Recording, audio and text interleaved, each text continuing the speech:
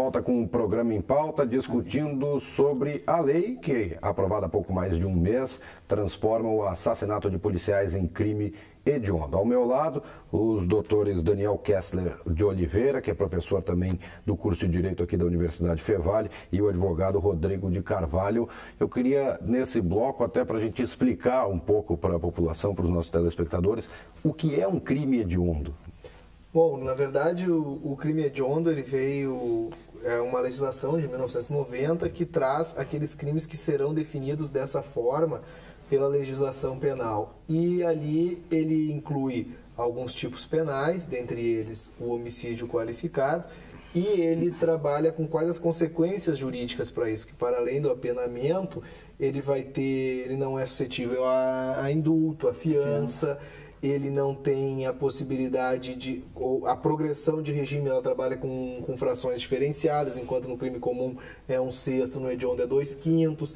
O cumprimento da pena tem que se dar no regime inicialmente fechado, sendo que no início a legislação previa o integral fechado, mas alterou, né?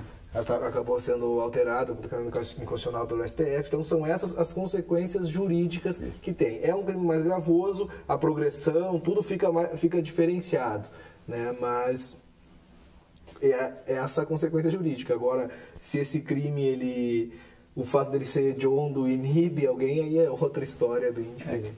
Essa questão aí também, o que vale mais é a questão se o crime vai ser considerado hediondo e a aplicação dele, entendeu? Então, o doutor frisou uma coisa muito importante, que esse rol taxativo da lei dos crimes hediondos tem a relação de todos os crimes, o que é hediondo, entendeu? Para o público que não tem muito conhecimento, é a questão da fiança. Não pode pagar fiança, crimes até 30 anos de cadeia. Então, a grosso modo, é isso aí. Então, para o público que não tem muita ideia, seria isso. Certo, para nós ilustrarmos esse assunto que nós estamos discutindo aqui e também tentarmos explicar um pouco mais à população, a repórter Vanessa Schmidt fez uma reportagem sobre o assunto e ouviu duas meninas, filhas de um policial que foi assassinado há alguns anos atrás, para saber delas a opinião da população leiga sobre esse assunto, como a população recebeu a notícia de que o assassinato de policiais passa a ser crime hediondo. Confira na reportagem. Do pai, restaram saudades. Do policial militar, sensação de impunidade. Era dezembro de 1998, mas Jéssica e Ana recordam como se fosse ontem. Nós éramos muito novas, então difícil até lembrar o acontecimento, como aconteceu, mas o que a gente lembra, sim, mais é a nossa mãe falando da situação e a gente não acreditando, né? E para cair a ficha mesmo, passou anos até a gente perceber que nosso pai não estava ali, né? As duas jovens eram filhas do policial militar Adelar Weber, executado a tiros por um menino de 14 anos no bairro Kefas, em Novo Hamburgo. Elas contam que o motivo do crime foi vingança. Então, quando a gente ficou sabendo mesmo, foi no dia do velório. Daí, então, foi estranho pra gente chegar lá e ver o nosso pai no caixão, né? E daí, depois teve o Natal, em fevereiro era o meu aniversário, então não tinha motivo para comemorar assim. A cada 32 horas, ao menos um policial foi assassinado no Brasil. É o que revelam os dados da Secretaria de Segurança Pública. Por ano, são 200 agentes mortos. A maioria deles, que corresponde a 80%, fora do expediente de trabalho. Os dados também apontam que para cada 4 cidadãos mortos por forças policiais, ao menos um policial foi assassinado. Só que agora, a punição para quem assassinar um policial é mais severa. A Lei 13.142 foi sancionada. A norma torna crime hediondo o assassinato de policiais. Conforme o delegado regional do Sindicato dos Escrivães, Inspetores e Investigadores da Polícia Civil, a lei também estabelece o agravamento da pena quando o crime for cometido contra parentes de até 3º grau de algum agente público de segurança e for motivado pelo parentesco. Considerados crimes qualificados, a pena aumenta, variando de 12 a 30 anos de prisão, maior do que a pena para homicídio comum, de 6 a 20 anos. A pena também foi aumentada em 2/3 em caso de lesão corporal.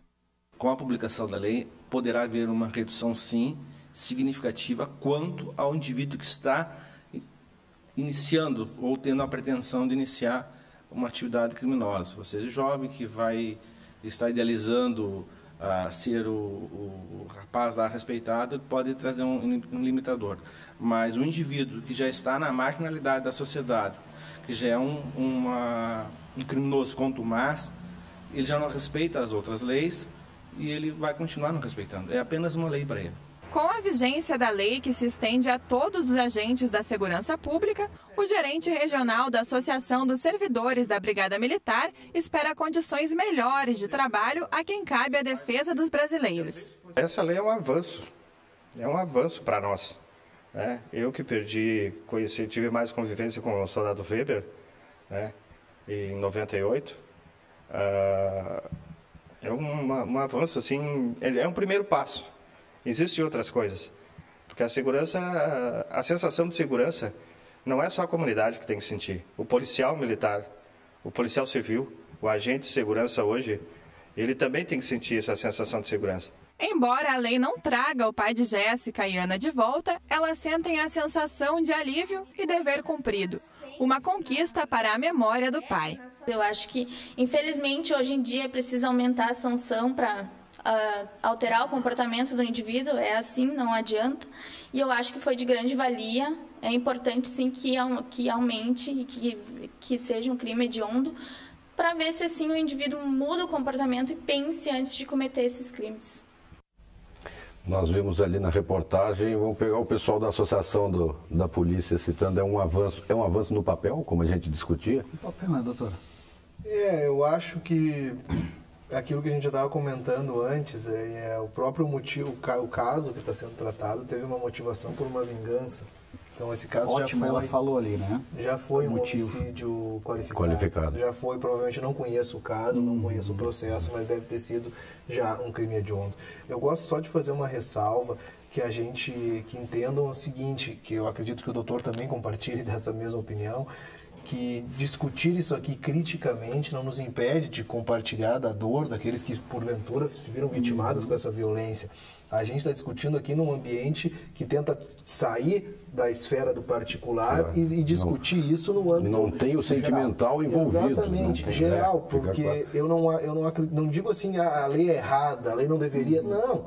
Eu só acho que a gente faz um discurso de comemoração em cima de algo que vai nos trazer pouco avanço.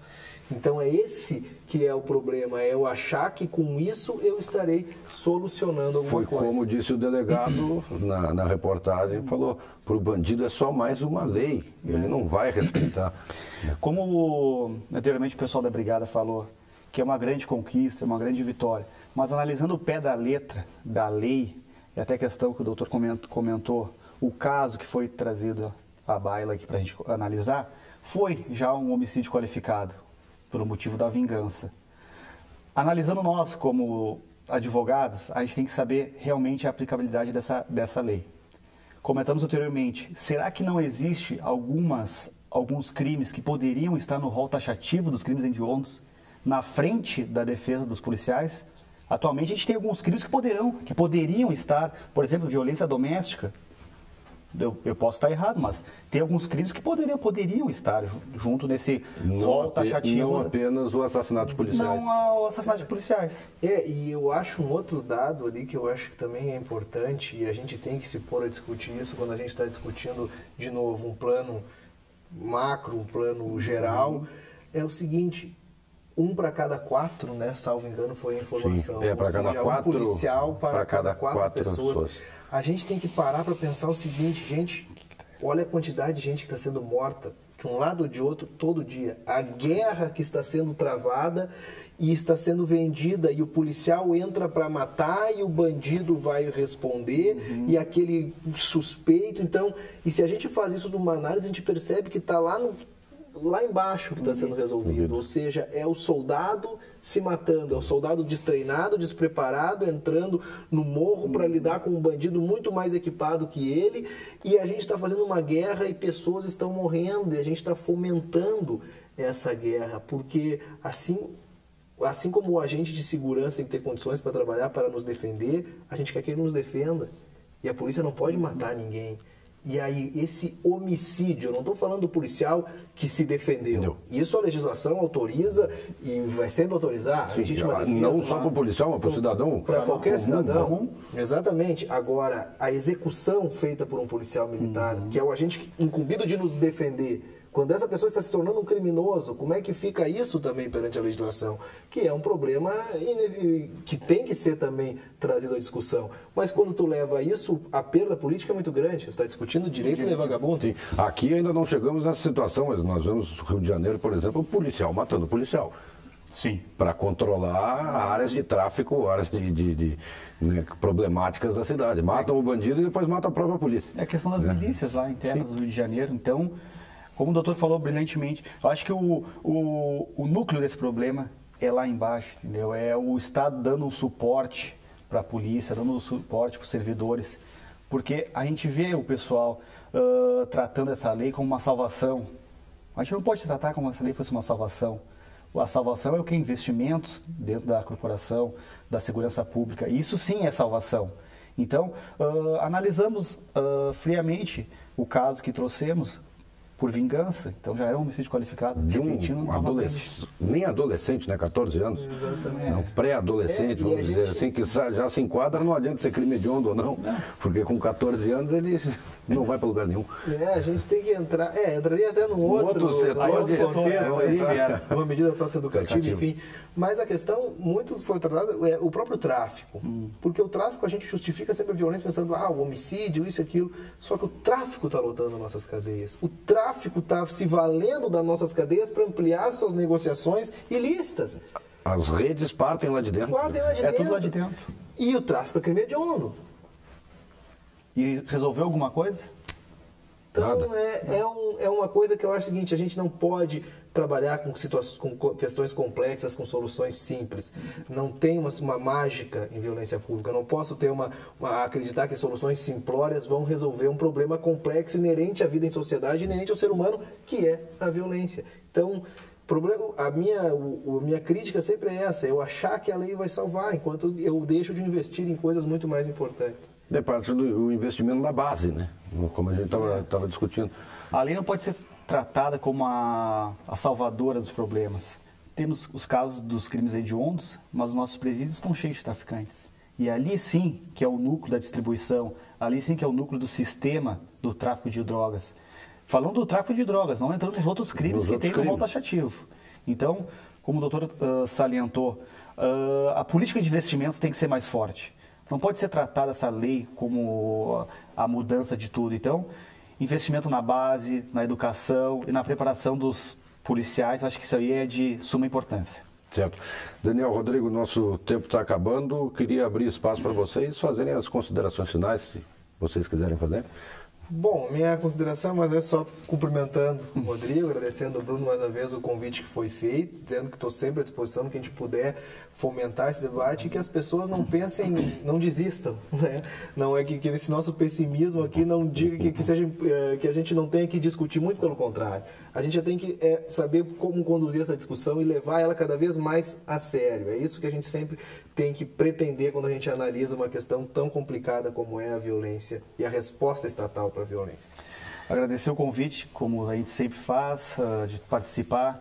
Agradecer a satisfação de estar com o doutor, colega, excelente participação. E dizer que essa lei que foi aprovada, sancionada pela Dilma, foi no momento, acredito que foi no momento que não foi o momento certo. Não foi o momento certo de turbulência do nosso governo, do nosso país. E, como o doutor falou, não podemos perder essa esperança. Estamos aqui criticando, mas criticando como especialistas, como aplicação da lei na nossa sociedade. Mas sempre não perdendo a fé nessas políticas que a gente tem que ser aplicadas. Tá certo.